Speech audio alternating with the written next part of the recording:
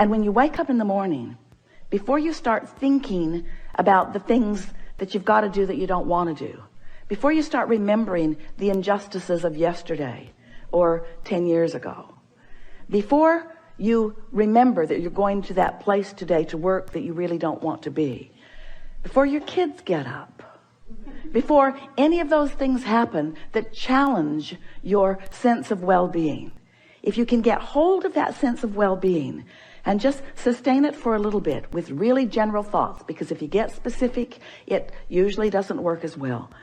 Get into an attitude of appreciation and milk it for just a little bit. Law of attraction will help you out.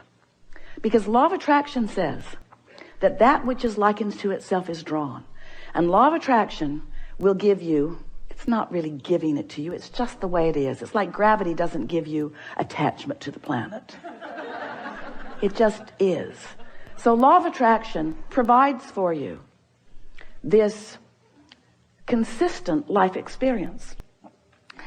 So to make it very clear and blunt, we like blunt, you have 17 seconds to sustain this thought and move it into something even more powerful. 17 seconds and another thought like it joins it. And there is power, manifestational power in that crossing that 17-second mark that most people don't know about, or when they wake up, they would make very sure that they stay there for 17 seconds. So if you find a good feeling thought, or better said, if you wake up and don't introduce a not good feeling thought, because when you wake up, there's no thought. During that time of slumber, you have stopped the momentum of all thought. That's really an important thing to understand. You don't know that mostly because you wake up and you start thinking so fast that you pick up your momentum right where you were and start it all over again. But when you slumber, momentum of thought stops. Law of attraction is suspended for you. Your point of attraction is no longer attracting. So when you wake up, you have a really good possibility of getting out of the bed on the right foot, getting out on the right side of the bed. These are your words. We don't like them very much, but we thought you'd relate. You have a very good possibility of getting the vibration going the way you want it to go. And your best possibility is first thing in the morning. First thing in the morning, before there is any other momentum going. So we've been talking about this for a while. And Esther really listened. So she decided that she was going to wake up on that first morning and she was going to sustain her good feeling that she had awakened with. And she didn't make it until breakfast. Quite annoyed with herself, which didn't help.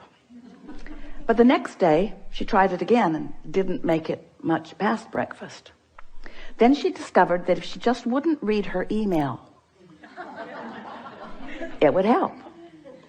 So her dominant intent became to sustain this feeling of well-being as long as I can.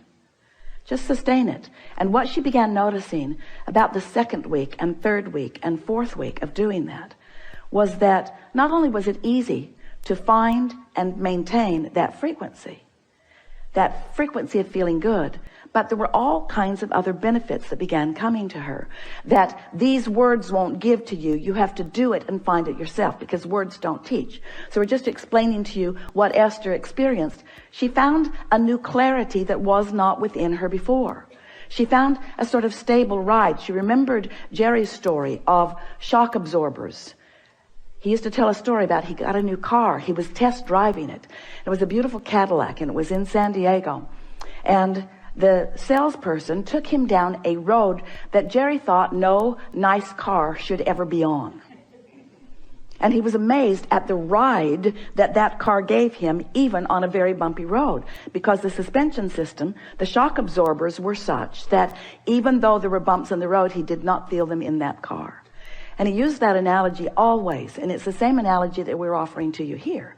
When you find vibrational alignment with who you really are, and you sustain it for a period of time, what happens is you get shock absorbers. So even though the same sort of things may be happening around you, you might even see some of them, although law of attraction makes it less and less likely that you're going to participate on any personal level with anything unwanted once you begin sustaining this vibration of well-being.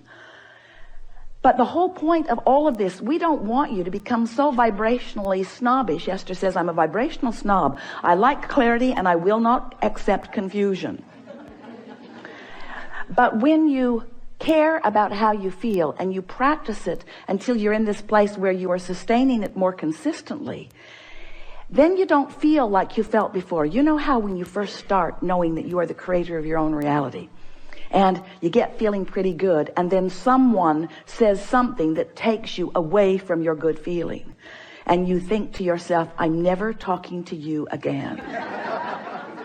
I'm going to avoid you. You are a downer. But then you find yourself in a sort of state of avoidance everywhere. You can't watch television.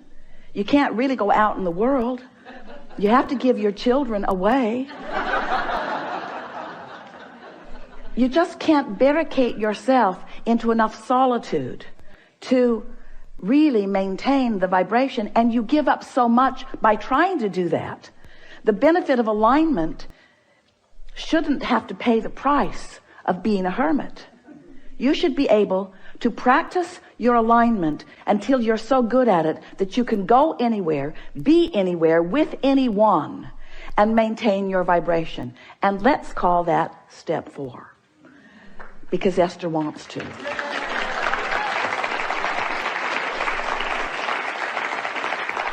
So what it requires really is enough determination to focus first thing in the morning, and until you know that you've got it and you're able to maintain it, and then to simply watch what happens in your experience as a result of that newfound alignment and that newfound clarity.